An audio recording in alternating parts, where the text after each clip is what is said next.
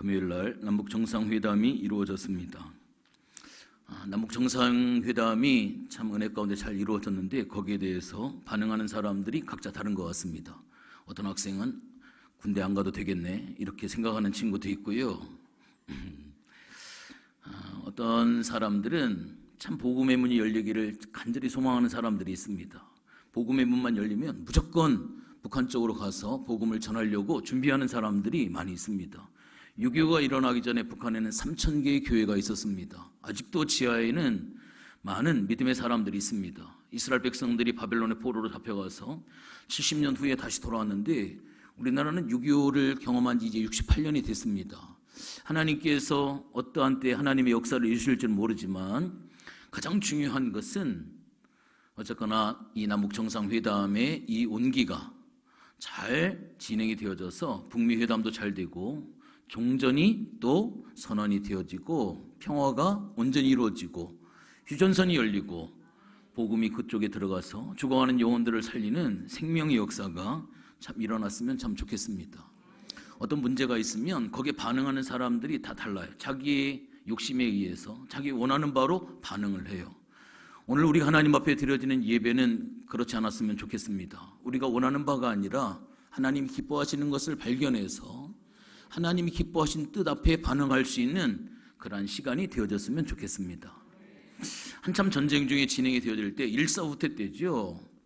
한강 다리를 북한 중공군들이 내려오지 못하도록 한강 다리를 폭발을 합니다.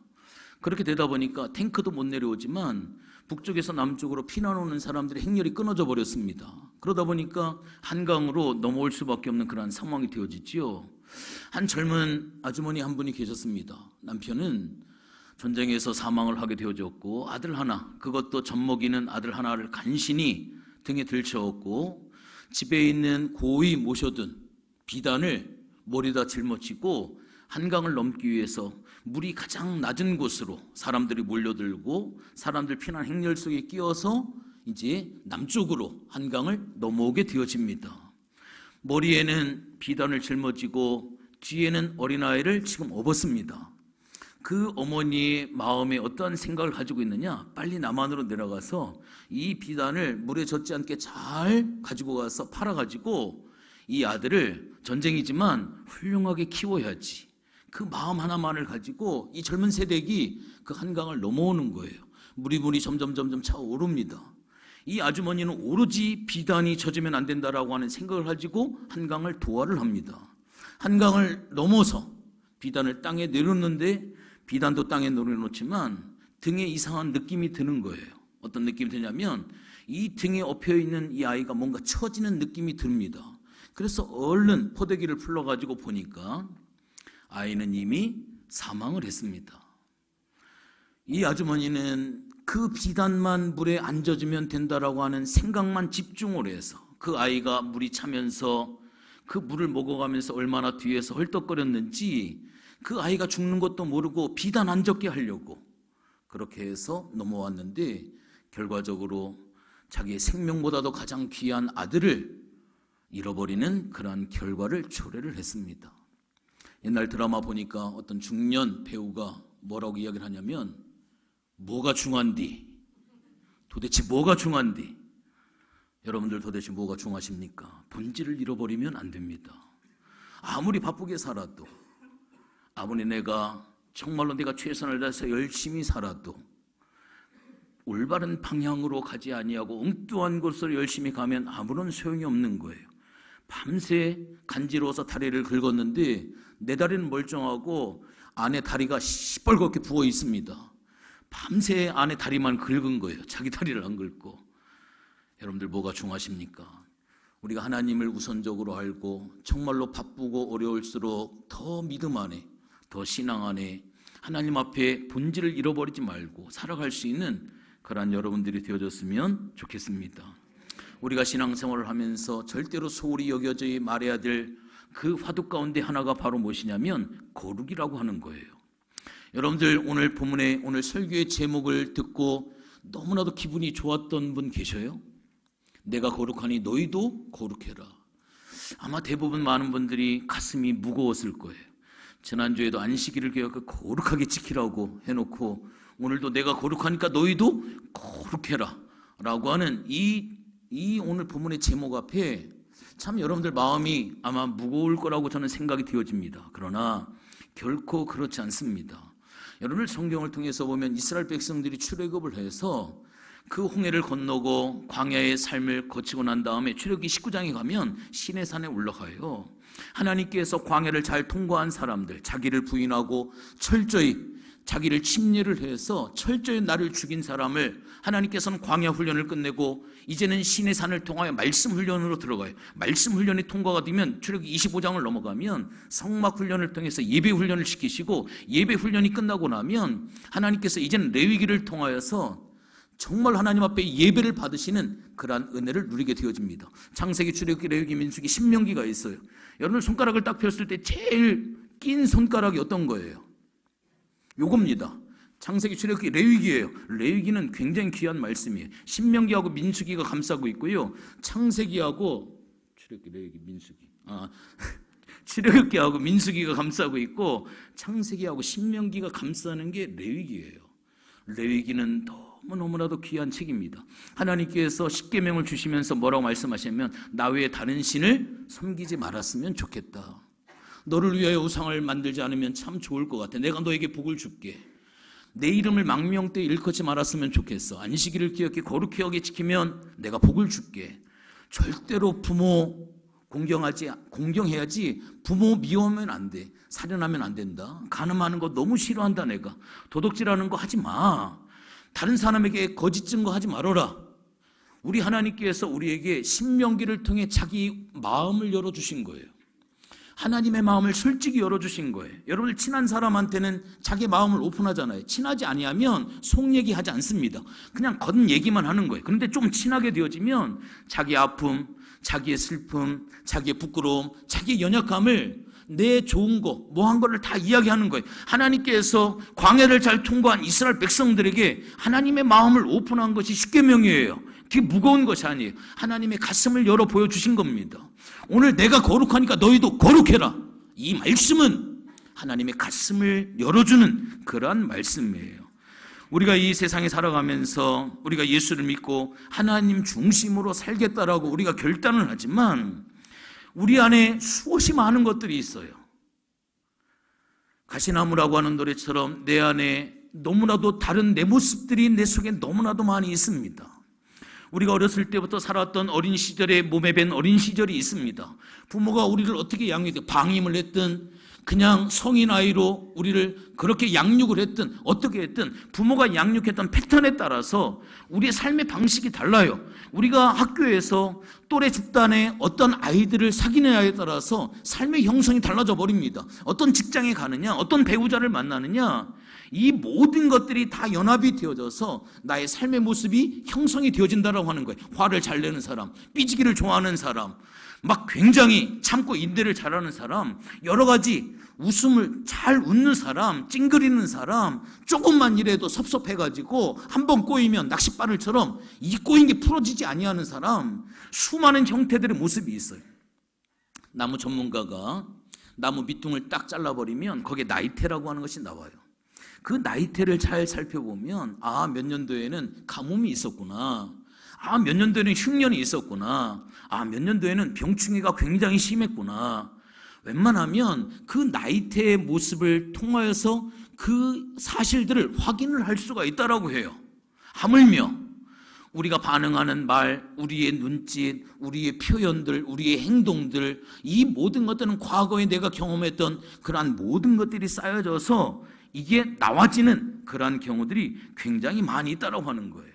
그러나 우리가 고린도후서 5장 17절의 말씀처럼 누구든지 그리스도 안에 있으면 새로운 피조물이라고 했습니다. 내가 예수를 믿고 내가 구원을 받아서 예수의 생명, 예수의 DNA를 내 속에 집어넣어서 내가 이제는 은혜 받고 변화받아서 정말로 하나님의 충만한 은혜 속에 내가 살아가려고 하는데, 여러분들 잘 한번 생각해 보세요. 한번 은혜 받는다라고 해서 그 사람이 완전히 바뀌어지고 한번 눈물 찔끔 짠다라고 해서 그 사람의 태도나 그 사람의 성품이 완전히 바뀌어지느냐? 그렇지 않습니다.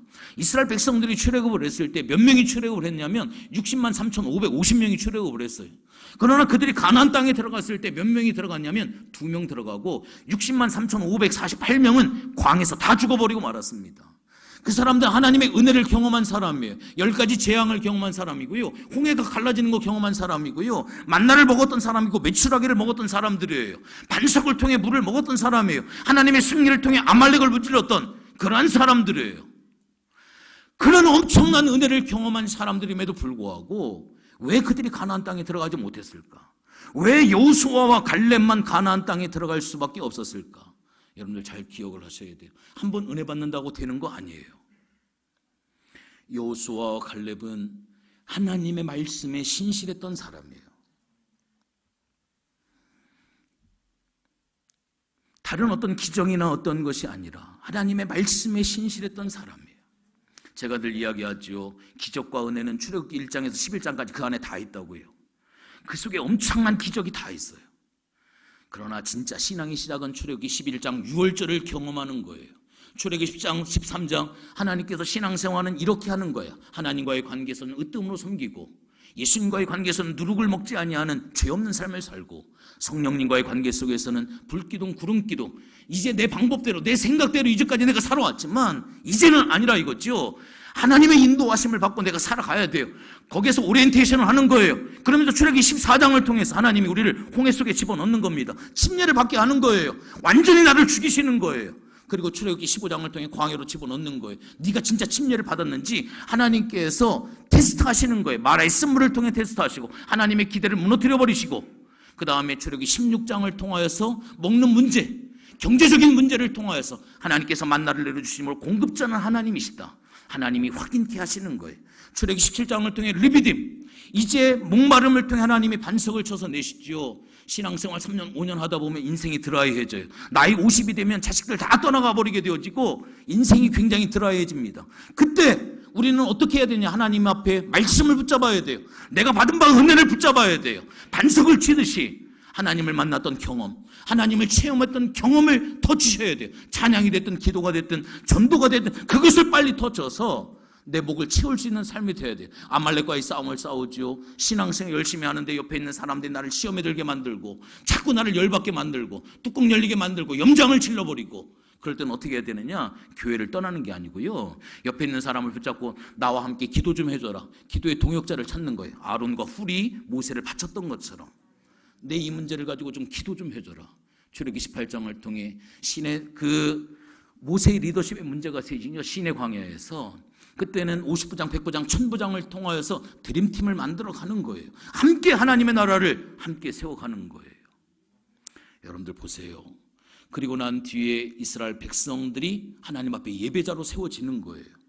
이제 여호수아를 통하여서 인도함을 받았던 이스라엘 백성들이 신명기의 말씀에 오면 그 다음 세대들은 한 사람도 나고자 없이 가나안 땅에 들어가는 역사가 나와요. 왜? 말씀의 훈련을 그들이 받기 때문에, 말씀으로 그들이 새로워지기 때문에. 그래서 말씀을 붙잡아야 되는 거예요. 제가 계속적으로 이야기하죠. 말씀에 훈련받은 여러분들이 되어야 됩니다. 반복적으로, 습관적으로 그것이 나의 어떠한 몸에 붙도록 하나님의 말씀을 붙잡고 살아갈 수 있는 그러한 여러분들이 되셔야만 됩니다. 이스라엘의 역사를 가만히 한번 살펴보십시오. 40년이라고 하는 광야를 하나님께서 불평하고 그 다음에 하나님을 앞에 원망을 했던 그 백성들을 금방 불을 내려서 다 죽일 수 있음에도 불구하고 왜 하나님께서 기다렸을까? 엎어지고 넘어지고 쓰러지는데도 불구하고 하나님이 참으시고 인내하시고 하나님이 품어주시고 하나님이 왜 40년을 기다렸을까? 여러분들 이걸 잘 아셔야 돼요. 왜 하나님께서 40년을 참으셨느냐? 내가 거룩하니까 너희도 거룩하라라고 하는 거예요. 하나님의 얼굴이 되라고 하는 거예요. 하나님의 대행자가 되라고 하는 거예요. 내가 너희들을 참고 기다리고 인내하는 것은 너희들이 나를 닮아서, 이 하나님의 거룩한 나를 닮아서 네가 세상 가운데 하나님의 얼굴이 되라, 하나님의 대행자가 되고 하나님의 나라를 세워갈 수 있는 하나님의 사람이 되라라고 하는 거예요. 바로 이 하나님의 DNA를 전수시켜서 하나님 앞에 훈련시키기 위해서 하나님께서는 지금도 참고 계시고 지금도 인내하시고 지금도 하나님이 역사하신다라고 하는 겁니다. 우리가 신앙생활할 때 하나님의 성품을 아셔야 돼요. 하나님의 성품 가운데 가장 중요한 것은 하나님의 공의와 하나님의 사랑입니다. 담임 목사님이 항상 이야기하는 것처럼 공의가 빠져있는 사랑은 어떻게 되는 거냐? 이것은 굉장히 지저분한 사랑이 되어진다고 하는 거예요. 자식이 잘못했는데도 불구하고 공의를 통하여서 그것을 책망하지 아니하고 무조건 오냐 해서 공의가 빠진 사랑은 지저분하게 아이들을 크게 만들어버리는 거예요. 굉장히 지저분한 거예요.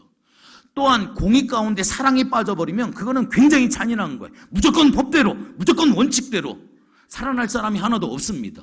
굉장히 잔인하게 되어지는 거예요. 사랑과 공의라고 하나님의 성품은 동전의 양면처럼 되어져 버리는 거예요. 하나님의 사랑이 빠져있는 공의는 굉장히 드라이하게 만들어 버립니다. 윤활유가 빠져있는 거하고 똑같은 그러한 상황이 되어져 버리는 거예요. 오늘 예수님, 우리 하나님께서 내가 거룩하니 너희도 거룩하라라고 하는 것은 우리에게 부담을 주는 말씀이 아닙니다. 이것은 엄청난 특권이에요. 옛날에 어떤 장인들이 자기의 기술을 전수를 할 때 수많은 문화생 가운데 그래도 싹이 있는 하나를 가지고 어느 날 부릅니다. 얘야, 일로 와라. 할 말이 있다. 내가 너를 내 모든 기술, 내 모든 정신, 내 모든 것을 내가 너에게 전수를 시켜주겠다라고 하는 거예요. 그러면 그 문화생은 최선을 다해서 그 일에 대해서 학습을 하게 되어집니다. 그리고 어느 정도 상황이 되어지면 이제 하산하거라 딱 이렇게 합니다. 이제는 다 됐다 이거지요. 여러분들 그 수많은 문화생 가운데 한 사람을 지명을 해서 내 스피릿을 내가 너에게 전수해 주겠다. 그러면 그 부담이에요, 특권이에요. 엄청난 특권이지요. 내가 거룩하니까 너희도 거룩하라라고 하는 것은 부담이 아니라 엄청난 특권입니다. 내가 너를 불러서 내 모든 가치관, 내 모든 정신, 내 모든 스피릿을 내가 너에게 전수를 해주겠다라고 하는 거예요. 그래서 나를 대신해서 내 얼굴로 세상에 나가고 나를 대신하는 대사로, 내 편지로, 내 대행자로 세상에 나가라라고 하는 거예요. 이것은 하나님의 굉장히 큰 축복이라고 하는 이 사실을 여러분들 기억을 하셔야만 됩니다. 그런데 오늘날 우리에게 있어서 가장 큰 문제가 과연 무엇이냐? 많은 사람들이 신앙생활을 하면서 하나님의 공의가 무엇인지를 잘 몰라요. 왜 하나님이 나를 부르셨는지, 내가 과연 하나님의 영광을 위해서 무엇을 해야 하는지, 오늘 나를 이렇게 용서해 주시고 나를 이렇게 배려해 주시고 오늘 나를 이렇게 참아 주시고 인내해 주시는 하나님의 뜻이 과연 무엇일지, 여러분들 자식 잘 키우실 때 그 자식이 항상 이쁜 짓만 하는 거 아니잖아요. 속썩이기도 하고 참 힘들게 하고 어렵게도 하잖아요. 그런데 여러분들이 자식을 키우는 이유가 뭐예요? 노대벽에서 키우시죠? 그런 부모는 없다라고 생각이 되어져요. 절대로 자식을 키울 때 노대배하려고 키우는 부모는 없습니다. 다른 거 다 하지 않아도 그 아이가 인간으로서 그 아이가 정말 행복하게 인생을 잘 살았으면 참 좋겠다라고 하는 그러한 마음을 품잖아요. 하나님도 마찬가지예요. 하나님께서도 우리를 통하여 하나님의 영광을 나타낼 수 있는 그러한 삶을 하나님께서 살기를 원하셔요. 그렇기 때문에 하나님의 무궁무진한 복이 있지만 하나님의 그 축복을 오늘 우리가 하나님의 대행자로 세워지기 전까지는 하나님이 어떻게 하시느냐? 보류하신다라고 하는 그러한 사실입니다. 지난번 금요일 날 2018년도 원데이 다니엘 기도회를 진행을 했습니다. 강사로 이정훈 교수님이 오셔가지고 굉장히 중요한 말씀을 했어요. 오늘날 시대에 우리들은 뭐가 되어야 되느냐? 왕이신 하나님을 온전히 인정하고 섬기는 그러한 성도가 되어야 된다. 하나님의 주권을 인정하는 그러한 성도가 되어야 된다. 그래서 그 마음을 가지고 세상을 나가서 세상 사람들을 변화시키고 세상 사람들을 새롭게 하는 이 일의 도구로 사용되어야 된다라고 이렇게 이야기를 했습니다. 이거 굉장히 중요한 거예요. 왜 하나님께서 오늘 우리에게 거룩하라고 말씀하시냐면, 하나님의 대행자 되기를 원하시냐면, 이슬람 사람들 가만히 한번 보세요. 폭탄을 가슴에다 끌어안고 자폭을 하잖아요. 그래서 굉장히 사회적으로 전 세계적으로 문제를 일으키잖아요. 오늘 여러분들은 하나님의 거룩, 하나님의 스피릿을 여러분들, 하나님의 DNA를 여러분들이 가져가지고 하나님의 사랑의 원자폭탄을 가슴에 끊고 세상을 향하여 나와서 자폭하는 거예요. 세상을 변화시키는 거예요. 세상을 새롭게 하는 겁니다. 세상을 하나님의 나라로 바꾸어갈 수 있는 이 역사를 위해서 하나님은 여러분들이 거룩하기를 하나님 원하시는 거예요. 다른 것이 아니라. 그런데 우리가 이 세상을 살아가면서 어디에다가 우리의 생애를 겁니까? 사소한 것에 목숨을 거는 거예요. 여러분들 김장할 때 꼭 충청도 고춧가루 써야 되죠. 경상도 거 써도 상관없고요, 전라도 거 써도 상관없어요. 맛있으면 되는 거예요, 그냥. 그런데 그거를 고집하는 경향이 있어요. 그거 하나 가지고 교회 내 분쟁이 생기고 싸움이 생기고요. 인사 안 했다고, 아니 내가 먼저 인사하면 되지, 꼭 먼저 인사하길 바라고 인사를 하느냐 이거죠. 내가 먼저 하면 되죠. 그런 사소한 문제, 사소한 거 하나로 인하여서 어떻게 합니까? 상처받기도 하고요. 말 한마디 때문에 실족을 해서 교회를 옮기느니 어떻게 되느니, 교회가 사랑이 없느니, 도대체 이런 여러 가지 일들로 인해서 우리가 시험에 드는 경우들이 얼마나 많이 있습니까? 여러분들, 이거는 사단의 전략이라고 하는 거 여러분들 아셔야 돼요. 사단의 싸움은 혈과 육에 대한 싸움이 아니라 악한 영과의 싸움이라고 했습니다. 내 뒤에서 조종하고 있는 남편의 입을 통해서 나를 열받게 만들고, 남편의 입을 통해서 나를 힘들게 만들고, 자녀를 통해서 막 뚜껑 열리게 만들고, 옆에 있는 사람을 통해서 막 염장을 질러버리고, 그 광야의 3대 요소가 뚜껑 열리고 열받고 염장 지르고, 이게 광야의 삶이에요. 이거 통과해야 돼요. 자꾸 우리를 그렇게 사소한 일에 목숨 걸게 자꾸 만들어 버립니다. 그래서 하나님의 거룩한 이 목적을 잃어버리게 만들어 버려요. 우리의 목적은 거룩하게 하는 거예요. 내가 거룩하니 너희도 거룩해라. 내가 있는 곳을 거룩하게 만드는 거예요. 그런데 사단은 사소한 걸로 인하여서 여기에서 우리의 에너지를 다 빼앗겨 버리는 거예요. 여기에 모든 정신과 에너지를 다 쏟아버리게 만든다라고 하는 이 사실을 아셔야만 됩니다. 일본인 가운데 아키히라 마모루라고 하는 사람이 있습니다. 맞아 죽을 각오로 쓴 한국인 비판이라고 하는 그런 책이 있어요. 그러니까 하고 싶은 얘기 다 하겠다라고 하는 거예요. 맞아 죽을 각오를 하고 자기가 한국인에 대해 쓰겠다라고 하는 거예요. 26년 동안 한국에서 살았습니다. 그런데 그분이 이야기한 가운데 한국의 부모님들하고 일본의 부모님들이 너무 차이가 많이 나는데, 어떤 차이가 나느냐, 아이들이 학교에서 만약에 잘못해가지고 싸움을 싸웠을 때 이빨을 분질렀든지 피를 나게 했다든지 뭐를 하게 되어지면 일본 부모님들은 어떻게 하느냐, 그 아이를 데리고, 자기 아이들 데리고 그 상대방 아이 집에 찾아간대요. 찾아가가지고 무조건 무릎 꿇고 잘못했다라고 한다고 합니다.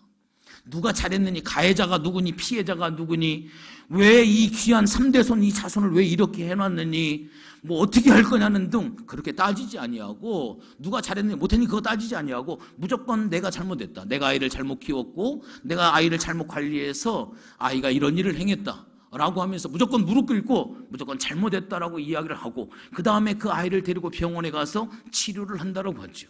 그런데 우리나라 부모님들은 어떻게 하느냐, 그 아이를 막 질질 끌고서 막 씩씩거리면서 가는 것까지는 똑같대요. 근데 그 다음부터 반응이 틀리다고 합니다.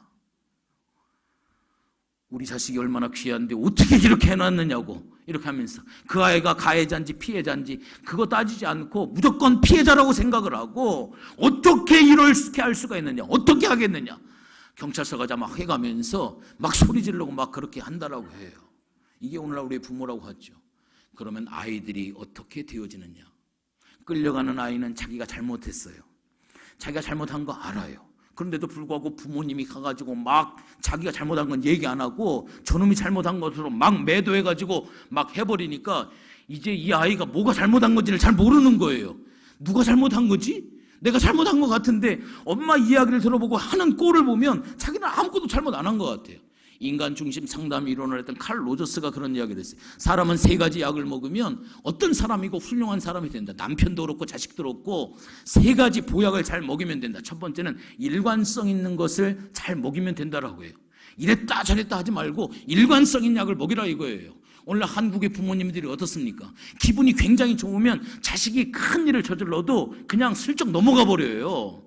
그런데 자식이 조그만 일을 했을 때 부모가 그날 남편 아내가 막 대지게 싸웠다든지 뭐 바깥 나가서 큰 문제가 있다든지 막 화가 너무 많이 나면 그 아이는 죽는 날입니다. 그날 잘못을 크게 했는지 적게 했는지 아무 상관이 없어요. 그날은 그냥 죽는 날이에요.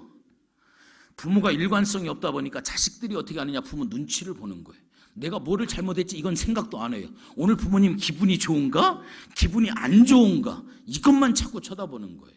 그 다음에 2번째는 무조건적인 존중이에요. 네가 어떻게 그럴 수가 있느냐, 이것이 아니라 어떻게 그렇게 할 수밖에 없었니? 라고 하는 거예요. 여러분들 대화는 5가지 단계가 있습니다. 첫 번째 단계는 지적질하기예요. 막 지적을 하는 거예요. 그 다음에 2번째 단계는 되치기를 하는 거예요. 그 사람은 이렇게 이야기를 했는데 엉뚱하게 이야기를 해버리는 거예요. 여보, 우리가 뭐 자식이 어쩌고 저쩌고 막 해서 뭐 어떻게 했어. 그러면 뭐라고 하냐면, 너나 잘해. 받아치는 거예요. 뒤치기. 두 번째, 그걸 공감해 주는 것이 아니라 그냥 받아치는 거예요. 그 다음에 세 번째는 앵무새예요. 앵무새. 그냥 그걸 따라 해주는 거예요. 꾸나꾸나를 해주는 거예요. 아이고 굉장히 힘들었겠구나, 얼마나 어려웠니. 앵무새가 반복을 하는 것처럼 반복을 하는 거예요. 네 번째는 갈매기입니다. 갈매기는 물속에 잠행을 하는 거예요. 그 사람의 감정 속에 푹 들어가자는 거예요. 너무 속상했겠다, 얼마나 아팠겠니, 나 같으면 참지 못했을 거야 라고 하면서 갈매기를 해주는 거예요. 그 사람의 감정 속에 들어가 주는 거예요. 마지막 다섯 번째는 공작새입니다. 활짝 피는 것처럼 엄청나게 칭찬해주고 엄청나게 격려해주고 엄청나게 지지해주고 막 최고로 만들어주는 거예요. 앵무새, 갈매기, 공작새, 이것만 해도 대화 잘하는 사람이에요. 무조건적인 이해를 해줘야만 됩니다. 그래야지만이, 그 세 가지 약을 먹어야 사람이 훌륭하게 되어질 수가 있습니다. 여러분들, 오늘 한국 교회 속에 이러한 것들이 굉장히 많이 있습니다. 왜? 공이라고 하는 것이 뭔지를 잘 모른다라고 하는 거예요. 옛날에 자동차 사고 나면 큰 소리만 지르면 이긴다라고 하는 그러한 이야기를 하고 있습니다. 왜 오랜 기간 동안 주님은 나를 사랑하셨습니까? 왜 나를 사랑하셨을까요? 왜 그토록 오랜 시간 동안 나를 기다려줬을까? 하나님은 우리가 거룩하기를 하나님은 원하신다라고 하는 거예요. 레위기라고 하는 것은 바로 그것을 이야기하는 거예요. 하나님의 거룩을 우리에게 보여주는 거예요. 하나님이 원하시는 것이 무엇인지를 우리에게 잘 보여주는 거예요. 제가 전시입니다. 제가 아내하고 결혼을 했는데 저를 닮은 모습으로 자식이 커야지, 만약에 옆집에 있는 김씨 아저씨 얼굴을 자꾸 닮아가면 뭔가 이건 조사를 해봐야 되는 거예요. 여러분들, 레위기는 종자를 확인해 보자라고 하는 거예요. 종자가 어떤가를 확인해 보는 거예요. 정말 하나님을 닮아가는, 하나님을 믿는 사람이라고 한다면 하나님을 자꾸 닮아가야 되는데 마귀를 닮아가면 뭔가 이거 종자가 잘못된 거지요. 그래서 레위기는 종자를 한번 확인해 보자라고 하는 거예요. 내가 거룩하니까 너희도 거룩하라라고 하는 하나님이 의도하시고 하나님이 목적하신 것이 무엇인지를 잘 발견하게 되어지는 겁니다. 이제 서론 마쳤고 이제 본론을 들어가겠습니다. 오늘 대지가 세 가지가 있는데 9시 예배 때는 세 가지 다 했는데 오늘 두 번째 대지는 좀 빼려고 해요.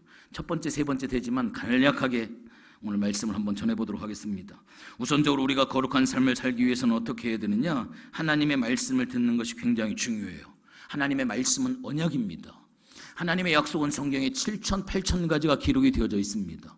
여러분들, 말씀 중심으로 살아간다라고 하는 거, 이것은 굉장히 중요한 거예요. 요한복음 1장 14절의 말씀에 보니까 말씀이 육신이 되어 우리 가운데 거하시니 우리 가운데 영광을 보니 독생자의 영광이요 은혜와 진리가 충만하다. 예수님이 말씀인데 그 예수님께서 육신을 입고 이 땅에 오셨다라고 하는 거예요. 하나님의 영광을 어떻게 했느냐?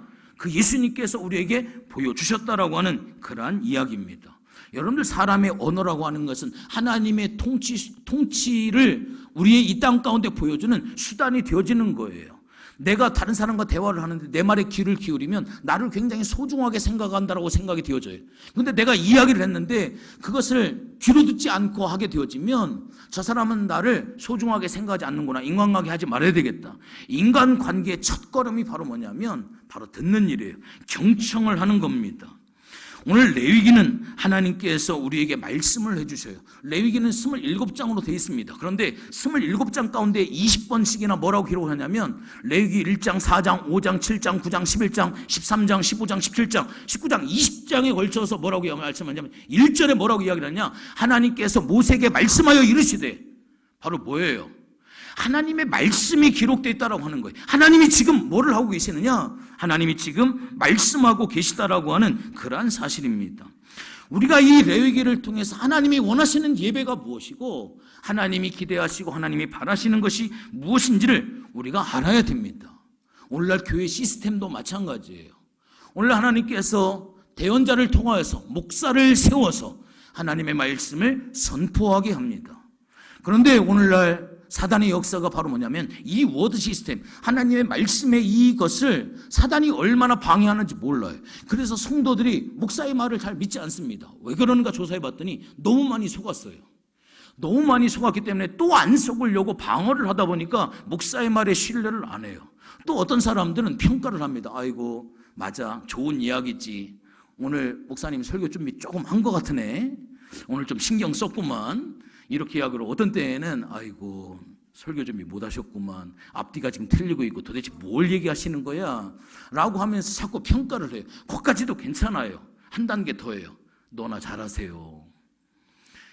설교를 들으면서 아이고 그냥 목사님이나 잘하세요. 뭘 그런 걸 가지고 너나 잘하세요. 그렇게 이야기하는 사람들도 있어요.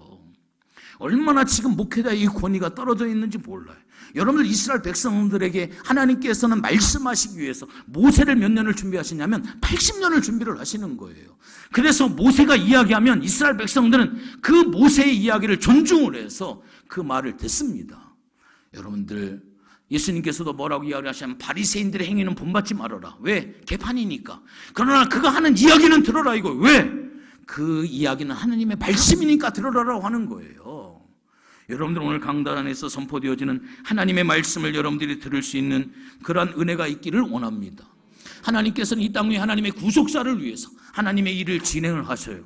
하나님의 구원하시는 역사를 하나님의 구속사라고 해요. 우리가 이 땅에 존재하는 이유는 하나님의 구속사에 쓰임받기 위한 거예요. 창세기 3장 15절이 하나님의 원시 복음입니다. 거기에 보면 여인과 여인의 후손이 사단의 머리를 깰 것이다 라고 이야기를 하고 있습니다. 여인의 후손이 누구예요? 예수님이죠. 예수님을 통하여 거듭난 우리 하나님의 사람들, 그 사람들을 통하여서 하나님의 구속사를 이루어 가시겠다고 하는 거예요. 하나님이 직접 여기에 내려오셔서 아니에요. 천사가 여기에 짠하고 내려오셔서 그거 아니에요. 하나님은 누구를 중요하게 여기시는 하나님은 사람을 소중하게 여깁니다. 하나님은 여러분 한 사람 한 사람을 너무나도 귀하게 여기시는 거예요. 이 세상에 여러분 한 사람밖에 없는 것처럼 하나님은 여러분을 사랑하시는 거예요. 요한복음 3장 16절에 하나님이 세상을 어떻게? 이처럼. 그 이처럼은 각자의 이처럼이에요. 철저한 이처럼이에요. 이처럼 우리를 사랑하셔서 하나밖에 없는 독생자 예수 그리스도를 나를 위해서 십자가에서 피 흘리게 하게 하시고 그 예수의 십자가의 보혈의 공로로 거듭난 우리 그리스도인들이 이제는 내가 거룩하니까 너희도 거룩해서 하나님의 사랑의 원자폭탄이 되어져서 이제는 네가 하나님의 얼굴이 되고 하나님의 대행자가 돼서 우리 하나님이 이 땅에 내려오셔서가 아니고 천사를 통해서가 아니라 하나님은 나를 통하여서 하나님의 구속사를 여인의 후손을 통하여 하나님의 일을 진행한 것처럼 나를 통하여서 하나님의 구원의 역사를 하나님이 진행하기를 원하신다라고 하는 겁니다. 사람을 소중히 여기지 못하고 사람을 멸시하고 사람을 경히 여기는 사람은 절대로 행복할 수가 없습니다. 왜? 하나님이 사람을 소중히 여기기 때문에 사람을 존대하고 사람을 소중히 여기고 사람을 귀히 여기는 사람은 행복한 삶을 살아갈 수 있다라고 하는 거예요. 사람을 소중히 여길 수 있는 여러분들이 되어지기를 원합니다. 세 번째 대지를 잠깐 말씀을 드릴게요. 우리가 거룩해지기 위해서는 삶의 현장으로 돌아가야만 됩니다. 단일 기도회 때 이종훈 교수가 1시간 동안 피를 토하면서 한 이야기가 예수 믿는 성도들이 삶의 현장으로 돌아가야 된다라고 하는 그러한 이야기입니다. 하나님의 왕되심을 인정한 하나님의 성도들이, 하나님의 주권을 인정한 성도들이 세상을 향해 나아가야 된다라고 하는 그러한 이야기입니다. 여러분들 오늘 우리의 성품의 변화를 경험하고 우리의 인격의 변화를 경험을 해서 우리가 세상 가운데 나아가야 돼. 이것이 하나님께서 우리를 부르신 목적이었습니다. 구약시대는 하나님께서 제사를 통해서 그들을 만나주셨어요. 그런데 이사야 1장의 말씀을 보면 뭐라고 이야기를 하고 있느냐? 1장 10절부터 17절까지 말씀 보면 소돔의 관원들아 여호와의 말씀을 들어라. 고모라의 백성들아 하나님의 법에 귀를 기울여라. 여호와께서 말씀하시되 너희가 무수한 재물이 무엇냐? 수양의 번제 살찐 짐승의 기름이 과연 무엇이냐? 나는 수송아지 어린 양 수염새 피에 기뻐하지 아니한다. 너희가 내 앞에 보이리니 그것을 누가 요구하였느냐? 내 마당만 밟을 뿐이라. 헛된 재물을 다시는 가져오지 말아라.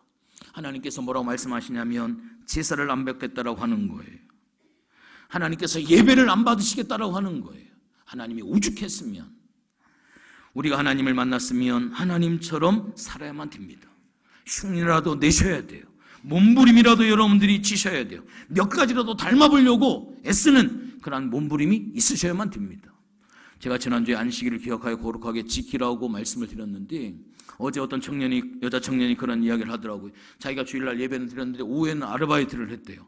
그러면서 아르바이트를 끊어버렸대요. 그래서 왜 끊었느냐 그랬더니 목사님이 지난주에 안식일을 기억하고 거룩하게 지키라고 해가지고 아르바이트를 끊어버렸대요. 눈물 나게 고맙더라고요. 너무 고맙더라고요. 그 친구가 또다시 아르바이트를 하는 한이 있어도 일단은 끊었다라고 하는 이야기에 너무나도 감사하더라고요.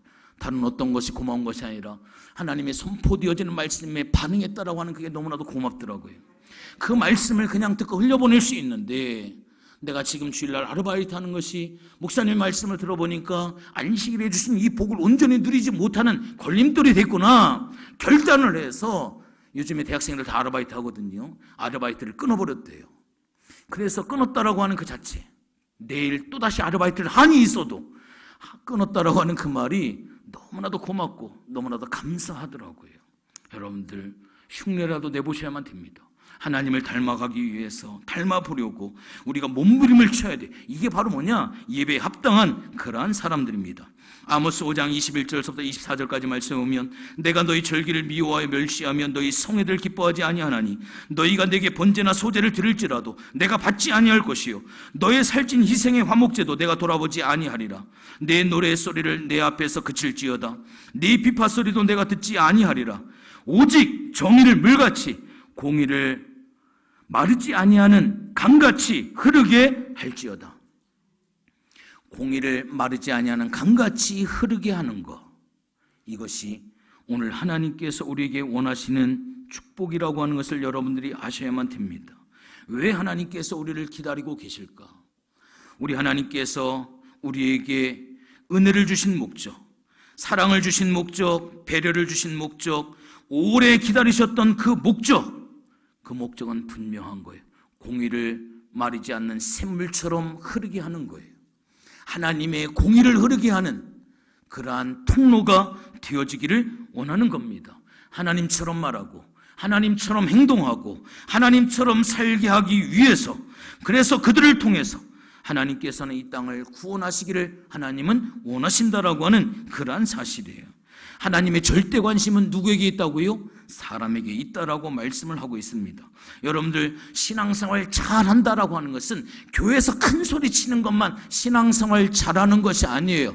조용하게 신앙생활하고 사회 속에 나가서 큰 소리를 칠 수 있는 사람, 하나님의 DNA를 가지고 세상 가운데에서 집에 가서 남편에게 하나님의 공의를 흘려줄 수 있는 사람, 자식에게 하나님의 사랑을 흘려줄 수 있는 사람, 태극기 집회하는 사람들에게 하나님의 질서를 흘려줄 수 있는 사람, 이 사람이 바로 뭐냐면 하나님의 영광을 나타낼 수 있는 그런 사람이에요.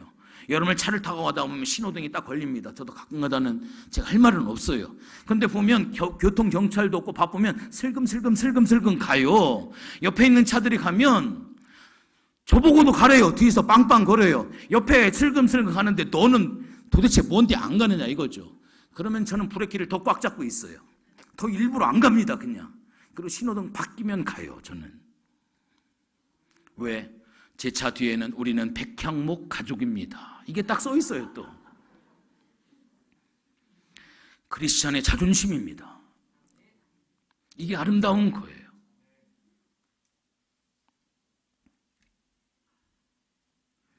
모든 학생들이 부정행위로 시험을 볼 때 당당하게 백지를 내는 한이 있어도 최선을 다하는 것. 다른 사람들은 다 뇌물을 먹어도 내가 노하고 거부할 수 있는 것. 우리가 하나님 앞에 이렇게 살아가는 것. 이게 우리가 거룩해지기 위해서는 삶으로 돌아가는 삶의 아름다운 모습이라고 하는 것을 여러분들 아셔야만 됩니다. 오늘날 많은 사람들이 희망이 없다라고 이야기를 합니다. 그럴 때 정말로 그들을 향하여서 희망을 선포할 수 있는 사람, 나는 당신 때문에 살 소망을 얻었습니다. 나는 당신 때문에 내가 살아야 될 이유를 내가 발견했습니다. 여러분들 이제까지 살아오시면서 여러분들에게 그런 말을 해준 사람이 과연 몇 명이나 있었습니까? 여러분들이 살린 사람이 과연 몇 명이나 있었습니까? 당신을 보니까 내가 예수를 믿어야 되겠다, 여러분들에게 와가지고 나 예수 믿겠다라고 이야기한 사람이 과연 몇 명이나 있습니까? 정말로 나 죽고 싶었는데 당신 때문에 내가 살아야 될 이유를 내가 발견을 했다. 여러분 인생을 살아오시면서 나 때문에 인생을 다시 한번 살아보겠다라고 이야기한 사람이 과연 몇 명이 있었습니까? 이사야 60장 22절의 말씀 보면 그 작은 자가 1000명을 이룰 것이다. 우리는 몇 명을 살려야 되냐면 1000명을 살려야 돼요. 우리 어르신들 큰일 났네. 주님 만나러 가까웠는데 1000명을 언제 다 살리나. 무조건 칭찬하고 다니세요. 무조건 격려하고 다니세요. 무조건 예쁘다고 하고 다니세요. 무조건 감사하다고 하면서 다니세요. 그러면 속히 천명을 이룰 수가 있습니다. 우리 권사님 때문에 내가 살맛나요. 우리 안수 집사님 때문에 내가 정말로 살맛나요. 사람을 살릴 수 있습니다. 우리는 일단 몇 명을 살려야 된다고요? 그 작은 자가 몇 명? 1000명을 이룰 것이다. 그 약한 자가 강국을 이룰 것이다. 우리의 목표입니다. 우리는 살리는 이 일을 해야 되는 겁니다. 오늘날 많은 사람들이 교회가 정치에 참여해야 된다, 태극기 집회에 나가야 된다, 목소리를 발휘해야 된다. 맞는 이야기예요. 그것도 맞는 말입니다. 그러나 그것보다 더 중요한 것이 있습니다. 어떻게 하면 저 사람을 변화를 시켜서 하나님의 DNA를 갖게 할까? 어떻게 하면 저 사람의 상처를 품어서 저 사람의 아픔과 상처를 내가 치유를 해줄까? 어떻게 하면 저 사람을 하나님의 형상으로 닮아가는 사람으로 만들까? 하나님의 대행자로 되어질까? 거기에 대해서 몸부림을 치고 거기에 대해서 하나님 앞에 기도하고 거기에 대해서 애쓰는 것, 이게 교회가 할 일입니다.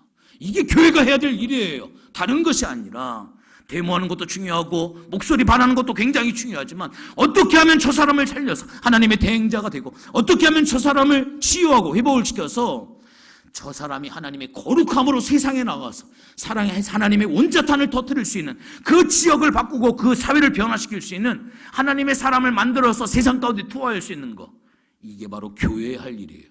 여기에 교회는 목숨을 걸어야 되는 거예요. 여기에 교회는 생명을 걸어야 되는 것, 그게 바로 교회의 사명이라고 하는 것을 여러분들 아셔야만 됩니다. 여러분들 무엇 때문에 여러분들의 마음이 상해 있습니까? 무엇 때문에 힘들고 고통스럽고 어렵습니까? 사단의 괴계를 여러분들 잘 아셔야만 됩니다. 뭐가 중요합니까? 내가 거룩하니까 너희도 거룩하라라고 하는 거, 하나님의 엄청난 사랑의 메시지입니다. 하나님의 엄청난 사랑의 메시지예요. 하나님이 여러분을 사랑하신다라고 하는 거예요. 내가 거룩하니까 너희도 거룩하라. 하나님은 여러분을 사랑하십니다. 우리가 이 말 많이 하잖아요. 그것만큼 하나님이 여러분을 사랑하신다라고 하는 이야기, 여러분을 특별한 존재로 여기신다라고 하는 거예요. 여러분을 귀한 하나님의 사람으로 여러분들 하나님이 보신다라고 하는 거예요. 내가 거룩하니 너희도 거룩하라. 거룩을 소원하십시오. 구별됨을 소원하십시오. 하나님을 닮아가기를 소원하십시오.